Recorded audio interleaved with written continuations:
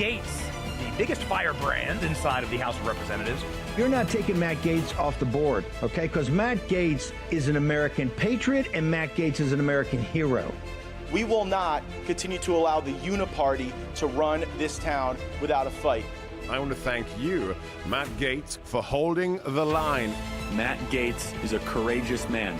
If we had hundreds of Matt Gaetz in D.C., the country turns around. It's that simple. He's so tough, he's so strong, he's smart, and he loves this country. Matt Gaetz. It is the honor of my life to fight alongside each and every one of you. We will save America. It's choose your fighter time. Send in the Firebrands.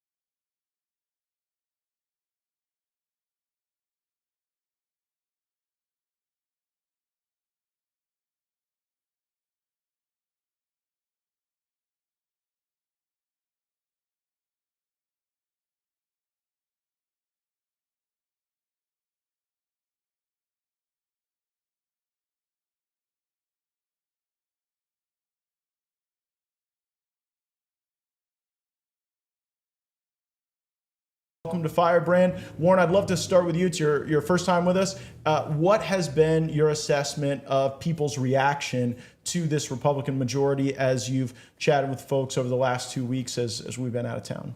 Yeah, people were very frustrated. They definitely feel like Republicans have squandered our majority. They're like, you guys said you were going to cut spending and you said you were going to secure the border and you said a whole lot more and none of that's going really well. And, the one bright spot I could hold up is say, a majority of the party actually said no thanks to the big spending bill right before this break. So you got to look for bright spots, and at least that was something. This is the argument that Tom Cole, a Republican member from Oklahoma, said to me. He said, Matt, you seem discouraged and you reflect the discouragement of people who think we should be doing more. But without this Republican majority, we would have gotten another American Rescue Plan, another big spending bill. And at least we stood as a ballast against that. In North Carolina, Dan, do you sense people are appreciative of what we've stopped or unfulfilled by the lack of our diligence? North Carolinians do not consider it could have been worse without us being here. A great argument for having delivered on our mandate, and it's just not. I mean, I hear it every time, and people come up to me I'm campaigning across North Carolina now in a statewide campaign, and I just it never ends, and people comparing other members in of the Republican majority who did vote in favor of that bill, and they're fed up.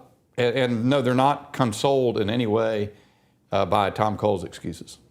So $1.2 trillion in spending, 3,000 pages of legislative text. They waived the 72-hour rule so that we couldn't give itemized review and due consideration to the things we were considering. And then, as Congressman Davidson points out, a majority of Republicans vote no, but we still have over 100 who vote yes alongside the Democrats. What feedback do you think they're getting? Because I've had people ask me, well, why did this person vote for this big spending bill? What was their justification or reason they gave you?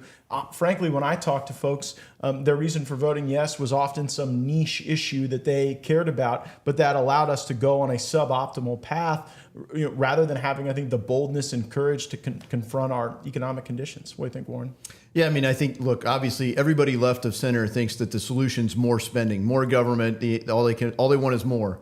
And Republicans, I go back, this is kind of a hobby. I did a little bit of it over the break, and look at members' websites. When they campaign, what do they say? And virtually every Republican, you can research it, they all say some version of, I want a smaller, more accountable government. And if you had one party that was for a smaller government and one party that was for a bigger government, you would think that sometimes you would get a smaller government and sometimes you would get a bigger government. But every Congress, it grows. So somebody's not telling the truth. And I think the voting record outs it. And I think that's the thing. Go look at the voting record and send us the right reinforcements.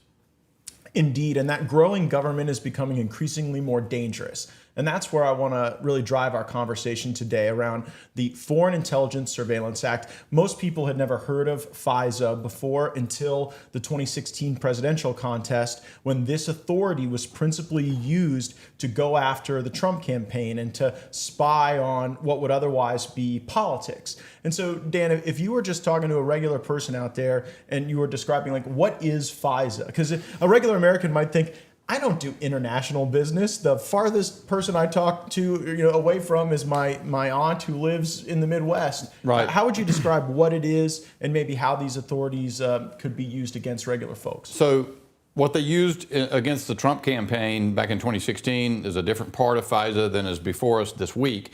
This is what they call Section 702. There's a big database. They go abroad and they vacuum up all of their communications.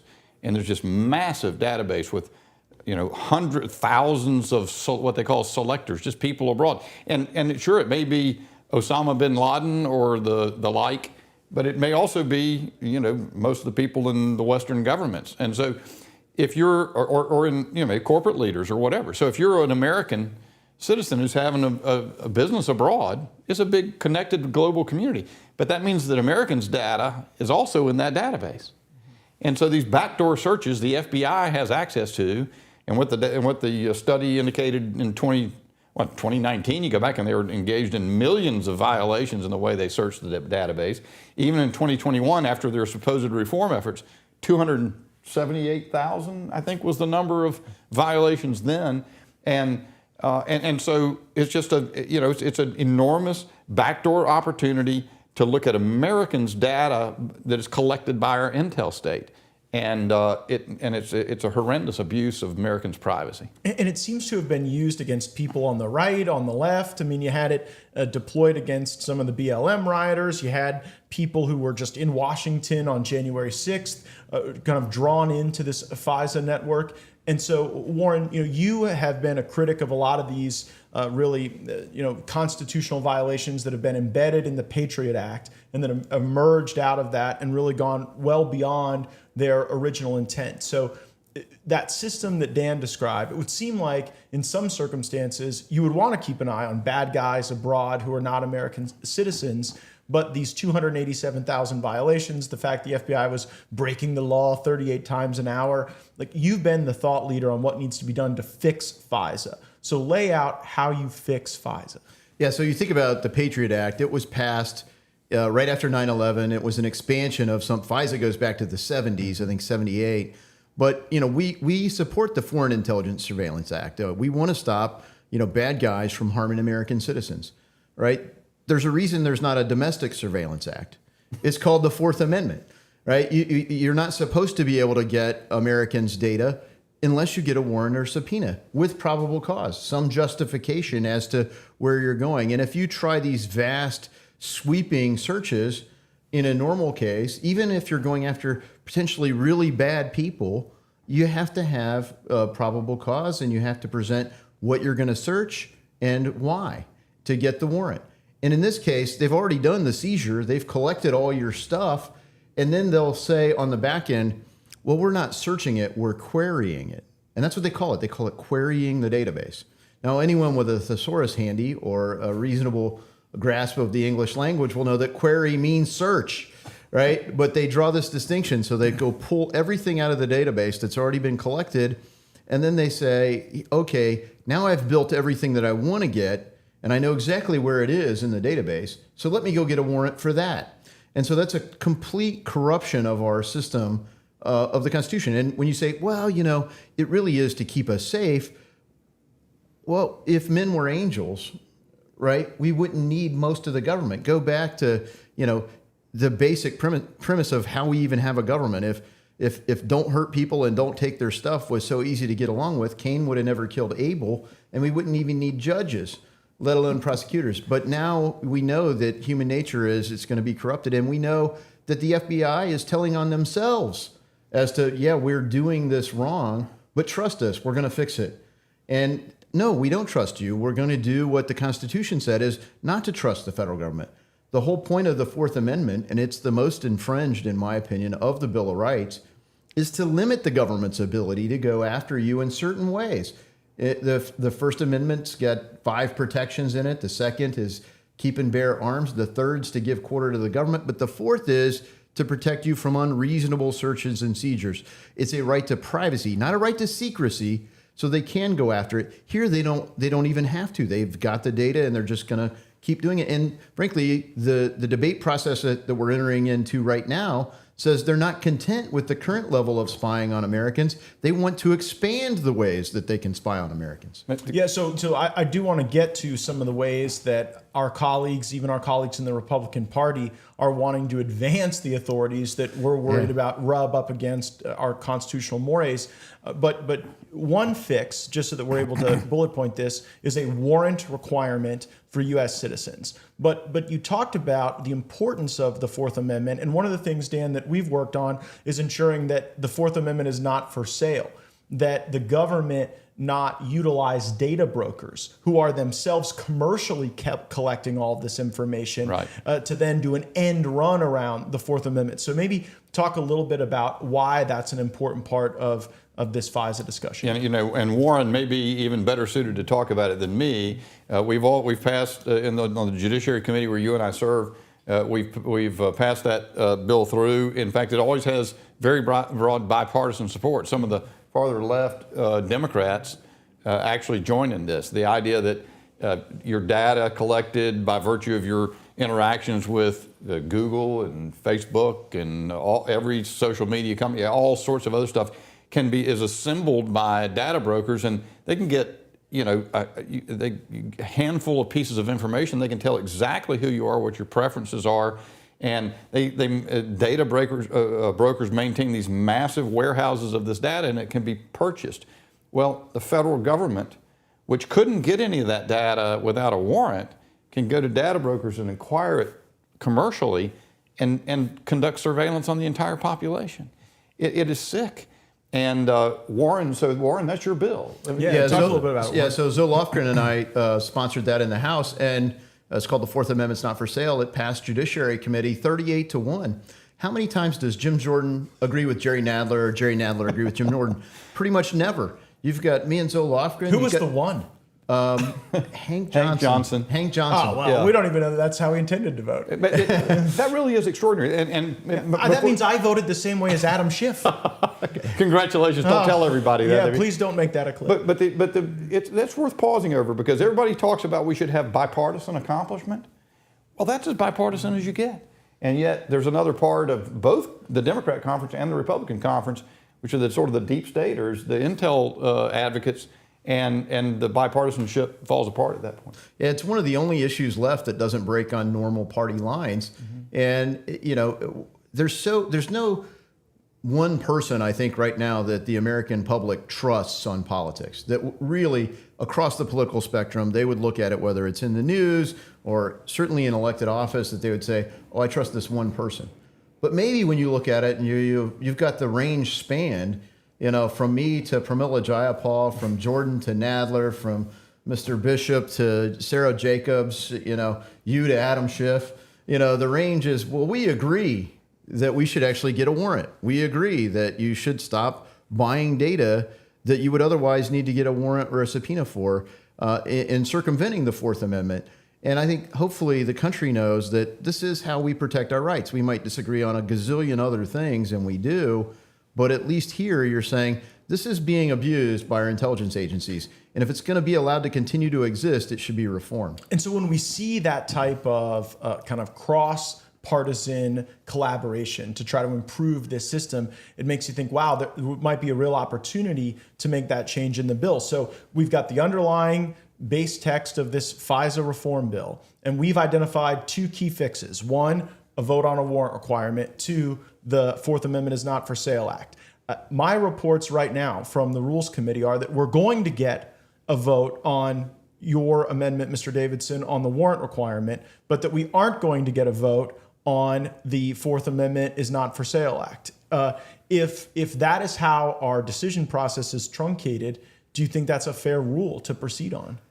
Well, I don't like the rule the way it's going. So let's go back to the way we're here.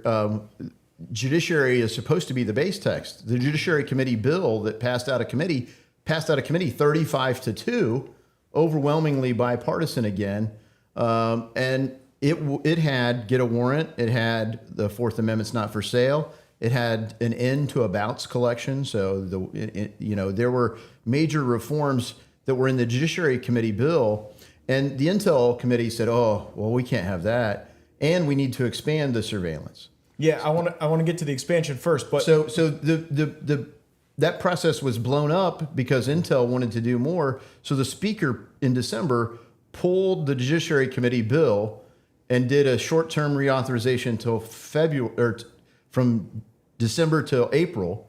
And then 2 months ago, we were supposed to have this fight. Mike Turner, the chairman of Intel, created an international incident to blow up the debate process. We were in Rules Committee where Judiciary was presenting this unified front between Jordan and Nadler, the ranking Democrat and the chairman of Judiciary, saying, we agree, we should do these things. And Turner blew up the whole thing and wouldn't even come to Rules Committee to have the debate. And part of it was to avoid answering the question on the Fourth Amendment's not for sale. And so that process was rewarded, this blowing up the process was rewarded by the Speaker saying, okay, fine, Intel, we'll take out the Fourth Amendment's not for sale provision. And he's actively working against the get a warrant pass. And let's not forget, Mike Johnson, the current Speaker, was a member of Judiciary Committee and had previously voted for a warrant requirement and for the Fourth Amendment's not for sale. Now he's pulled the Fourth Amendment's not for sale, and he's working this week with the whip process against the warrant requirement. So it's going to be a fake reform with it's got a title, but it doesn't have content. And I'm not sure there's one more fact that probably may not have gotten through, and that is that instead of being the judiciary-based text, the base text for the bill on the floor is the Intel Committee's product. Well, it's a compromise. Okay. So what they did is they said, the things you guys agree on, we'll put into the base text, and the things you don't agree on, you'll offer amendments on. Yeah. Well, okay, that was an agreement. That agreement's broke because they said to the Judiciary Committee, well, except for that. You can't put that thing in as an amendment, and that's the Fourth Amendment. Fourth Amendment's not for sale. So that was another change to the terms. That's the change I was talking about over the last 2 months when Turner blew up the Rules Committee. He was rewarded by saying, oh, we're going to cancel the deal yet again and go with a different product, a different path. I think people are used to watching the Republicans fight against the Democrats, but here you have this unique issue where it's actually the Judiciary Committee with strong adherence to the Constitution, the Fourth Amendment, fighting against the Intelligence Committee. And Dan, maybe respond to what some might say, well, gosh, the Intelligence Committee, this is an intelligence authority. Why should they not be given the deference on that dispute? Well, frankly, some of their arguments are disingenuous. So we've seen scheduled 2 or 3 times. I've attended a couple of them. We can't talk about details of what's done in it, but where you have these briefings, classified briefings. You go down to the what do you call it? I can't even think of the SCIF, sensitive compartmentalized intelligence facility or something like that, information. And then some people, some bureaucrats from the intel agencies tell you these things, and frankly, they're not very persuasive.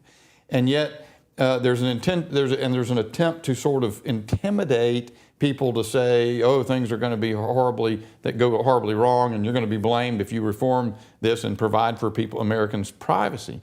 And one argument that is constantly made by Mike Turner, the chairman of Intel, in this is and others, Dan Crenshaw, is they say, well, all this 702 database is all lawfully collected. And once law enforcement lawfully collects information, they routinely use it to look at other people. Well, you have to understand in detail what we're talking about. Intel is collecting this database under the rules that say Intel works abroad, and there's supposed to be a firm wall. They don't conduct domestic surveillance. And these guys are using the usual situation where if you insert someone when you're arresting them and you find something in their pocket, yeah, that's fine. You don't have to have a warrant for that. It's fine to do. But in this case, you've got Intel information collected abroad, and they're saying because that's lawful for Intel purposes, they ought to be able to go through it in any, without any limitations whatsoever, or that you don't need to have a warrant requirement. It's a totally dishonest, disingenuous argument. Those are the kinds of things that I think look at tactics of the folks who are devoted to the Intel state. in how we've dealt with this, and I think it denigrates unfairly denigrates the rights of Americans to privacy, and they ought to be able to expect that from their government. And we've talked about two of the antidotes, right? The warrant requirement and the Fourth Amendment's Not for Sale Act. We get a vote on warrant. We don't on Fourth Amendment Not for Sale. How do you think that vote's going to go? Do you think that we'll have a sufficient number of Democrats vote with us to put a warrant requirement on the bill? Well, I think we would, but here's what's gone on. They've been working for months now to whip the votes, and look, I still remember, this guy who's a legend, Walter Jones, was a member of Congress when I first got here. Rest his soul. And, North Carolinian. Yeah, good North Carolina guy. And, when I was a new guy here, there was something that passed the House, like 420-something to 7. And I thought, it'll help solve a problem, be popular with the public, passes the House, isn't even partisan. Why in the world won't the Senate take this up, Walter? And he said, well, I hate to be cynical, but probably because it would pass. Right. And I think that's the fear. They don't want to allow a vote on the Fourth Amendment's Not for Sale because it could pass. So it's got support in the House and the Senate. So that means they must not think that the warrant requirement on the Fourth Amendment will pass. So we get a vote on something they think won't pass. We don't get a vote on something they think will pass. Correct. All right, well, now let's get to the dangerous expansion of these authorities that may be presented to votes for us. And the first deals with public Wi-Fi. I don't think most Americans believe that when they get on a McDonald's Wi-Fi or a public library Wi-Fi, that they have consented to some new level of search into all of their digital existence. But I think, as I'm hearing it now, there's going to be an amendment to essentially make the utilization of public Wi-Fi an erosion of your constitutional protections against those unlawful searches and seizures. Either of you, I'd love your thoughts on that provision. Well, if you go to the McDonald's Wi-Fi in Eaton, Ohio, a little rural county with about 40,000 people in it, and you use their Wi-Fi, I'm pretty sure they're not targeting foreigners there, right? I'm not saying there aren't any foreigners there, but the balance of it's not foreigners. And when they log on to the Wi-Fi there, they're not logging on to do foreign intelligence. I'm not saying that would never happen in Eaton, Ohio, but normally it's because people want to get better Wi-Fi than the cell service out there, and it's faster than maybe what they got at home. They'll come in and hang out and use it. Well, now McDonald's, if they want to still have Wi-Fi available to the public, they have to go to, like you're opening up a bank account. They got to know your customer rule where they collect all this info. Who are you? Why are you using the internet? Who are you using the internet with? Let us know more about you. And tell us how that's foreign intelligence. And again, this is where the jurisdictional line crosses. Intelligence is supposed to be on foreigners. Our intelligence service collects on foreigners. And American citizens, that jurisdiction is judiciary. You're supposed to be protected by the Fourth Amendment. Do you think that'll pass, Dan? I don't know. I understand that they keep denying that it does that. But I can't see the language having been totally clarified. Well, it's just hard to take their word for it when they were breaking the law 38 times an hour on their existing authorities. And yet that's what we're doing. That's what the entire picture is from the Intel perspective in terms of the amendments they want to offer. Take their word for it. Why do we not need a warrant requirement? Why should that amendment be defeated? Well, because it might leave us open to attack in some way, and because the FBI has done all the reforms that are necessary. Well, the evidence would suggest there's no basis in evidence to conclude that, and the evidence goes the other direction in terms of the previous tests. And particularly on this Wi-Fi matter, I worry about someone making a foreign contact that they don't even know that they're making. Right. If someone is utilizing public library Wi-Fi and they go there to get customer support for their washing machine, and it just so happens that they're connected to some online chat center to help them with customer service, and some other person who works at that chat center in India is connected to a dangerous organization. There are so many opportunities for people who have no intention to even subject themselves to this spying. Even a lot of email accounts of the data servers, or the servers for a lot of email services and for some of the search engines are globalized. And so you may just be checking your email account and the server is now routed through another country, and that makes every bit of collection on that email account permissible once it's expanded. I'm also understanding that that Chairman Turner will be offering an amendment to expand the scope of FISA to have anything to do with narcotics or the narcotics trade. What's your perspective on that amendment? Well, I think, again, it's a question of what is the purpose of the collection of this database. And if you begin with that origin, then you turn it into a generalized surveillance tool to monitor a particular form of criminal activity and domestically, you have violated the essence of that firm wall that's described, and I just think it can be abused right and left. Yeah, I mean, no one is sympathetic to drug dealers, but at the same time, if you're going to get rid of the Fourth Amendment in the digital atmosphere for drug dealers, why not just get rid of the Fourth Amendment altogether? In narcotics cases, like there's a reason we believe these things, and I'm worried that we're bifurcating our rights from IRL to our digital existence. 100%. You look, there are all kinds of heinous crimes. I mean, why not go after pedophiles? I mean, why subject that to the Fourth Amendment? That's a horrible crime. So they're still protected by the Fourth Amendment against unlawful search and seizure. And so I've got a bill to address the problem they say that they want to address, which would escalate collection on cartels to a tier 1 threat. So you could collect intelligence on them the same way we were collecting on Al-Qaeda or ISIS or North Korea or Iran. They would be a true enemy of our country, and the cartels are. The cartels control the black market in America, largely for the black market drugs, but also sex trafficking, human trafficking, labor trafficking, all the smuggling across the border of all kinds of things. And a lot of the money laundering is done, facilitated by these guys. So you could already do that under existing authorities if you wanted to. We can't get them to go after the cartels and prioritize it. We can't get them to do it. While you're not going to the top of the food chain, to the cartels, and using the powers you have to do that in a legitimate way, they want to open up this vast new repository of searchable data against Americans for whatever crimes they may be involved with that turn out to be narcotics. Yeah, well, I mean, I think about just the innocent person who maybe they bought a house that had been used improperly in some time past, and all of a sudden they have no Fourth Amendment protections based on a review of all of their digital communications. It could truly be innocent people that could be caught in this. So, Warren, you really are one of the recognized experts on this stuff. You have been since I got to Congress.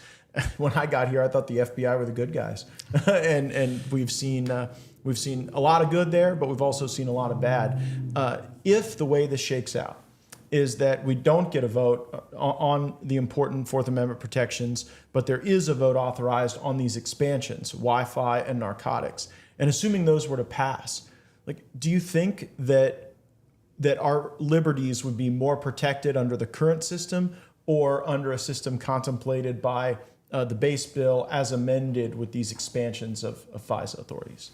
I mean, why would we be expanding something that's already abused? And look, there are ways to do this that are different. Like I said, you could focus on the cartels and collect against the cartels if you like. And, the idea that we would allow something that is known to be abused to continue to exist without real reform. And let's face it, if it passes the way that you just stated, it's simply a placebo. It's say, oh, I took medicine. It's supposed to be better. No, it has no effect. It's worse than not taking medicine. You're wasting your time taking something because it gives people the cover to say, oh, I did something. No, what you did is actually make your condition worse because you didn't even treat the underlying problem, which is the abuse by these agencies of authorities that they were trusted with. What happened to Mike Johnson? I mean, I never would have thought we would have gotten here, Dan. We've been on the Judiciary Committee with Mike Johnson. He sat next to me for 7 years on that committee. Frankly, Mike Johnson makes the arguments that we've made in this discussion probably better than we do. Yeah, absolutely. In debate. When he has the opportunity to question senior officials at DOJ or FBI, he often focused as a committee member on FISA and on FISA abuses. And I told the speaker, my friend, that we made him speaker so that the speakership would be more like Mike Johnson. We didn't make Mike Johnson speaker so that Mike Johnson would be more like the speakership. And unfortunately, on this issue, we've seen the speaker make a 180-degree reversal. And if what he has encountered from an information standpoint as speaker was so persuasive that it would cause him to make a reversal, then I would think he would be obligated to convince his colleagues from the Judiciary Committee why. And I have not been drawn into any of that discussion. Right. I don't know if you have, but as we look at our friend who was our brother in arms on these things, now wearing the jersey of the other side, what do you attribute that to? I guess the power of the DC cartel. It's disheartening. You know, a number of us have been sympathetic to Speaker Johnson taking on that role in midstream. A lot of things had already been decided in terms of spending bills and so forth that kind of left him with not much maneuvering room. And so if more bad stuff on spending had to come through like the minibus, there's some sympathy there. It's hard to have a lot of sympathy for this one. And I fear that it really jeopardizes his support out in the country among conservatives who are counting on him as a conservative beginning to change this place. It's disheartening to me.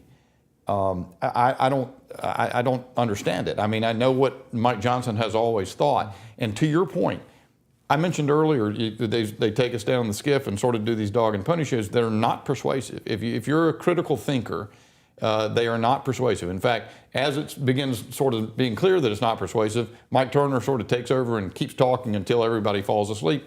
And so we know what those briefings have been. If Mike Johnson has gotten some double secret briefing that has turned him around, as you say, maybe they can't give that briefing in all of its content to all members of Congress because it would risk sources or methods or the like. But they're bound to be able to do better than the briefings that you and I have received. They're bound to be able to do better. And I'm just not seeing that. This government can't operate predicated on secret information of 8 people, plus maybe the president. That can't happen. So I just I don't. It's puzzling. Inexplicable that he's taken the position that he is under all those circumstances, as I explained. Yeah. Final question on this to you, Warren. You've talked to more members than probably anybody on the Democrat side, on the Republican side. What arguments move people? What arguments get folks more on our side of supporting civil liberties? Because we've seen from Chairman Turner and the intel community, when they talk about the open border and the threat of ISIS, that seems to motivate people to, I think, abandon the position that the three of us hold. So what's our best argument? Well, I think the base premise is when you personalize it and you talk to people about, like, let's take a look at your browser history or your Amazon account. You know, we all we go, let's say most everybody's probably gone to Amazon, they bought something. We like when we go to Amazon and they kind of know us and they say, oh, well, since you bought this or read that, you might want to look at this. That's helpful.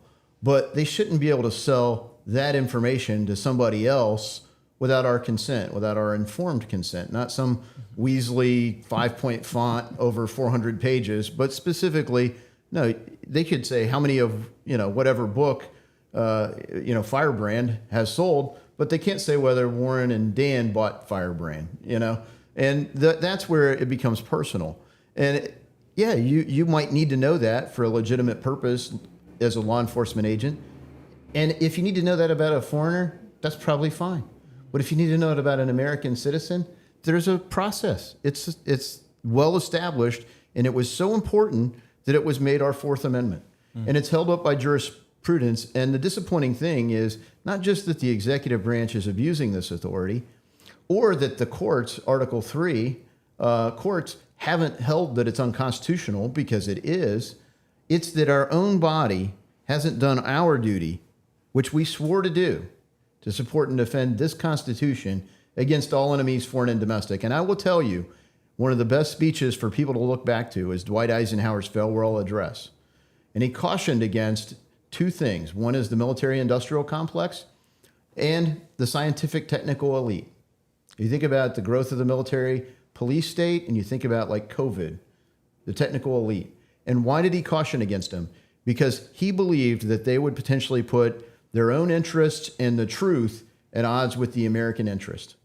And I think it was somewhat prophetic. And I think the challenge for our time is to get a government that once again is small enough to fit back into the Constitution. This freedom's been surrendered. It's rarely reclaimed. And if we don't do it, it's not going to be. We have to make that demand. No, great point to end our discussion on these spying authorities on. Next week, I expect that we'll be facing a Ukraine bill of some kind. And I recall one of the high watermarks for those of us who really adhere to an America First perspective was your legislation, Warren, that said before sending more money to Ukraine, we should at least see a plan. We should at least have reduced to writing any plan from the administration that defines victory or that states our objectives. And, that has really morphed now into a uniparty desire to send funds without those things. So what do you expect is coming on Ukraine? How are you going to look at it through the lens of kind of what were your demands of folks previously? Yeah, I think there's 10 of us that have not voted for a dime for Ukraine. Probably 30% of us are right here. And if you look at it, rationally, until you tell me the mission, what is it you're trying to accomplish, how could I possibly tell you what resources I would support giving you? And when you look back, I found that when the State Department was pushing to do this endless war in Afghanistan, they changed the mission in 2004 from going after bin Laden and the terrorists that attacked us on 9/11 to nation building in Afghanistan. Mm-hmm. And there was an op-ed in the Washington Post by this envoy that the State Department appointed. And he said, as much as it takes, as long as it takes. Where have we heard that for? That is what they say the mission is in Ukraine. Well, as much as it takes, as long as it takes to do what? They never get around to defining it. And that was the whole point. We did get 129 people. We went from 10 to last summer, we got to 129. And I suspect we'll do better this time, even amongst Republicans. And so I hope that we can expect some outcome. But look, there's clear bipartisan support for more wars in more places. They're more committed to funding Ukraine. So I think the speaker is going to move another omnibus, essentially, that funds Ukraine, funds Israel, funds the Pacific, and fails to do anything about defending America. And what I've asked him to do is, if you feel that you have to put something on the floor, give us one rule bill that requires a recorded vote, 4 separate recorded votes, one to defend Ukraine, one to defend Israel, one to defend Pacific, but a 4th one to defend America. And the sad reality of where we're at this Congress is the vote that would get the lowest total and may not even pass is the bill to defend America. It's so reflective of a loss of focus, it seems. You talked about what people are saying out there, Yeah. and I don't know what you guys are hearing, but that's another one on which every once in a while, someone who's got an unusual perspective or a particular interest in Ukraine will come up and say they want that. But it's overwhelmingly the other way, and it is another example of Mike Johnson totally reversing course on something he pledged. So he married up. Remember, a number of us were offended at the prospect that we have to trade off Ukraine funding to get a complete border protection package in the United States. But now it's the U.S. border that's going to be apparently thrown aside in order to just do Ukraine and these other foreign aid matters unpaid for, more money borrowed from China to do that. And what it leaves you wondering about is, what is the Republican voter? How do you motivate the Republican voter to send a Republican majority back to Congress? And I think it may be sufficient, but the only answer that I can think of at this point is that Donald Trump needs to get elected president, and we can't afford for him to be bedeviled by a Hakeem Jeffries House of Representatives. But there's not much else left, and I think that's unforgivable. I don't know how the folks where I come from and where I have the opportunity to talk about it always confront me with you guys should shut her down until they fix the border. Yeah, I'm not a cheerleader for shutdowns. No, I'm not either. And I don't think any of us are, but we also have to understand leverage. And I think that the great sin of our majority has been the misunderstanding of how to utilize that leverage for some of the outcomes we're seeking. Warren, you've also been one of the leaders on war powers. You talked about the commingling of this Ukraine issue with Israel, with what's going on in the Pacific. Reports now are that we're going to be using our United States military to build a floating barge off the coast of Gaza. Do you worry that we're setting ourselves up for some sort of Gulf of Tonkin moment where we're creating a soft target in an environment where we can't really control the conditions to ensure people's safety? Yeah, I mean, the sad reality is this wouldn't be the first time America funded both sides of a war. In the Middle East, actually, usually we do. Yeah, so look, Joe Biden wants to have it both ways and say, I'm for Israel, but I'm also for Hamas. Putting a port into Gaza, I would love to see the classified briefing where there's some rational reason to do that. It's crazy that we're going to put a port into Gaza. They still have American hostages, let alone over 100 Israeli hostages. So the leadership in Gaza, Hamas, could end the fighting by simply giving up the hostages and surrendering the people responsible for the 10/7 massacre. And instead of uniting behind our ally Israel, or frankly sending them more American tax dollars that the Biden administration will simply use as leverage to try to get parliamentary elections, according to Chuck Schumer, to force Bibi out. Or, to say, well, let's enter into a two-state solution and reward the attackers of 10/7. Nothing the Biden administration is doing on foreign policy is coherent if you're going to put American interests first. So, Dan, I think you're right, but I think you do need to force a debate so that you at least consider issues separately instead of in a giant omnibus fashion. We are to have single subject bills, particularly related to this issue. And for the reasons you just identified, these conflicts are so fundamentally different. You've got great power competition in the Pacific. You've got largely an urban war going on in Gaza. And then in Europe, you've got a massive power up against Ukraine. And I worry, there you could see the Ukrainians run out of men before they run out of bullets. Dan, this nuance that Warren's described in terms of how we ought to proceed forward, do you think that can lead to better outcomes and better decisions? Or do we sort of get to the same place of funding all of it just in smaller bites rather than one big bill? Well, I mean, and when you've seen the willingness of the Speaker and other Republicans to depart from, views that, it's almost amazing they'd be willing to go to voters with what they're already doing. I don't know that segregating out individual votes will do anything more than perhaps create a record for the future, but I don't know that it's going to actually bring any discipline to the decision-making of the Republican conference in the House. Well, we appreciate you both joining us this evening. We've got votes in just a few moments, and so we've got to head back to Capitol Hill. And if you're still watching and haven't gotten out the sharp blade and the warm bath, we appreciate it. And I hope that you'll leave us a 5-star rating on your listening platform of choice. And make sure you share this content. It's important that you know the details and the specific votes that are happening. And even more important, it's important that you know what motivates those votes, why certain things come under consideration and certain things don't. And that drives our choices. Here will be mine. I will vote against the rule to proceed on the FISA bill if that rule does not allow us to have a vote on the Fourth Amendment is not for Sale Act by Congressman Davidson and Congresswoman Lofgren, and if it, instead of doing that, creates all these votes to expand the authorities that have been violated. Count on me to vote against proceeding on to that legislation unless we at least have the opportunity to get votes on the things that will fix the problem. If Speaker Johnson is unwilling to fix FISA, we are left wondering what he is indeed willing to fix. We didn't fix the budget, we didn't fix the border, and now the very authorities that we saw weaponized against President Trump are getting enhancements rather than the reforms that are so desperately needed. We'll keep fighting. I'm grateful to my friends. Make sure that you follow them. We've got their information on the screen, and we'll be back soon. Roll the credits.